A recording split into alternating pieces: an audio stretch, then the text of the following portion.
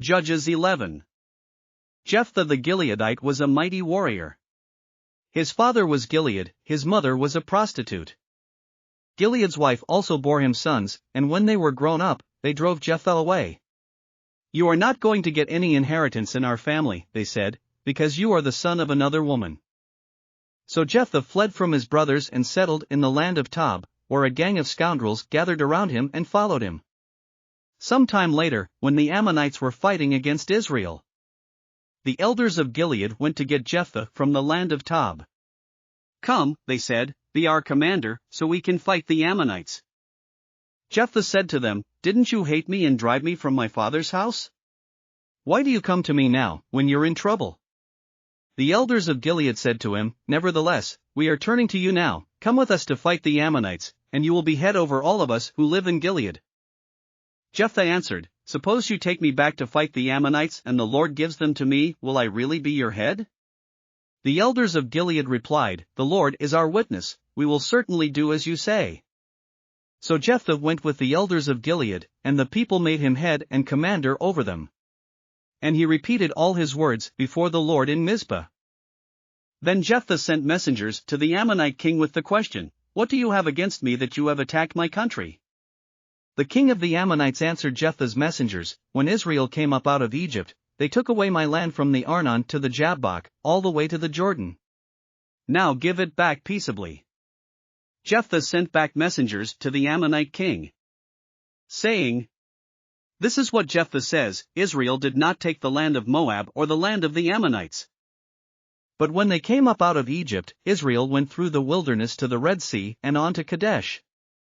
Then Israel sent messengers to the king of Edom, saying, 'Give us permission to go through your country,' but the king of Edom would not listen. They sent also to the king of Moab, and he refused.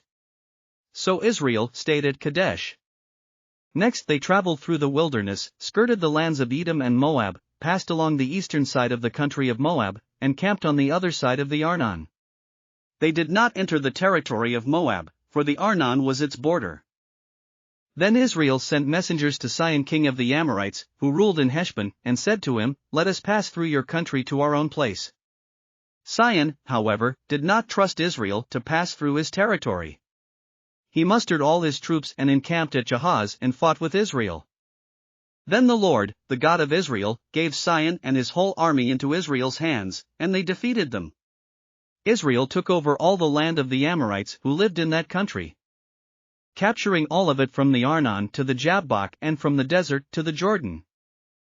Now since the Lord, the God of Israel, has driven the Amorites out before his people Israel, what right have you to take it over? Will you not take what your god Chemosh gives you?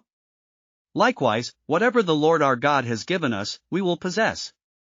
Are you any better than Balak son of Zippor, king of Moab? Did he ever quarrel with Israel or fight with them? For 300 years Israel occupied Heshbon, Aroer, the surrounding settlements and all the towns along the Arnon. Why didn't you retake them during that time?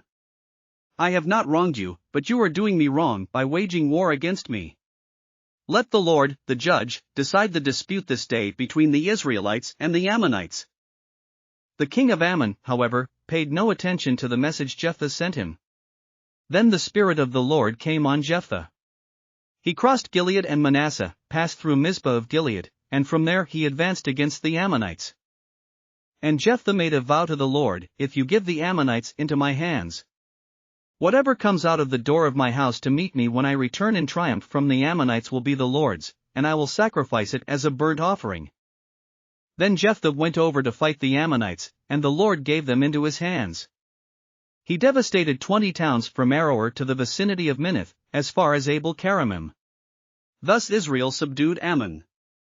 When Jephthah returned to his home in Mizpah, who should come out to meet him but his daughter, dancing to the sound of timbrels? She was an only child.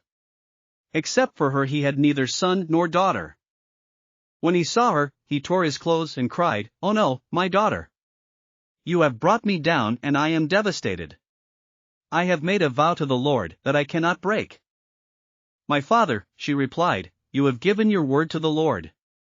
Do to me just as you promised, now that the Lord has avenged you of your enemies, the Ammonites. But grant me this one request," she said. Give me 2 months to roam the hills and weep with my friends, because I will never marry. You may go, he said. And he let her go for 2 months. She and her friends went into the hills and wept because she would never marry. After the 2 months, she returned to her father, and he did to her as he had vowed. And she was a virgin. From this comes the Israelite tradition that each year the young women of Israel go out for 4 days to commemorate the daughter of Jephthah the Gileadite. Thanks for listening to another chapter of the Bible. At My Faith Fuel, we believe a good coffee fuels your faith and energizes your day. Please visit myfaithfuel.com to explore our delicious coffee blends.